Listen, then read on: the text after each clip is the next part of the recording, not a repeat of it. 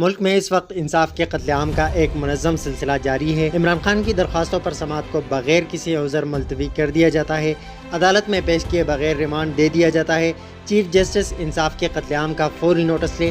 تفصیلات کے مطابق اسلام آباد ہائی کورٹ میں چیئرمین تحریک انصاف عمران خان کی سائفر کیس میں دائر درخواست ضمانت کی کاز منسوخ کرنے کا معاملہ پاکستان تحریک انصاف کی ہائی کورٹ کی جانب سے عمران خان کی درخواست کی ضمانت پر سماعت کو بلا جواز ملتوی کرنے کی شدید مذمت۔ ترجمان پی ٹی آئی نے الزام عائد کیا کہ ملک میں اس وقت انصاف کے قتل عام کا ایک منظم سلسلہ جاری ہے۔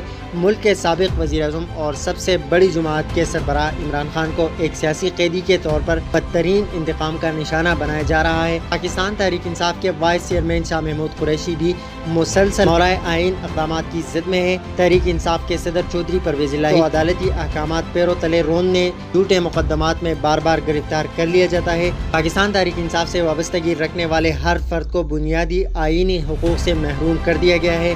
آئینی پاکستان کا آرٹیکل 18 ہر شہری کو منصفانہ ٹرائل کا بنیادی حق فراہم کرتا ہے۔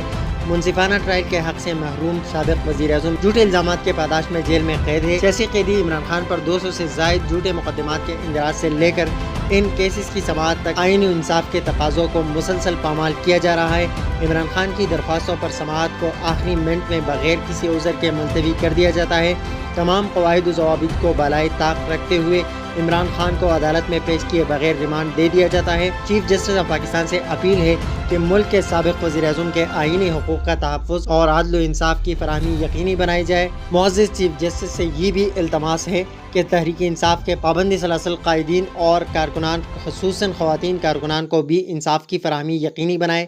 چیف جسٹس انصاف کے قتل عام کا فوری نوٹس لیتے ہوئے تمام ذیلی عدالتوں میں انصاف کے تقاضوں پر عمل درآمد کو یقینی بنائے۔ عمران خان کے تمام مقدمات کو فوری طور پر سماعت کے لیے مقرر کیا جائے اور سماعت کو براہ راست نشر کیا جائے۔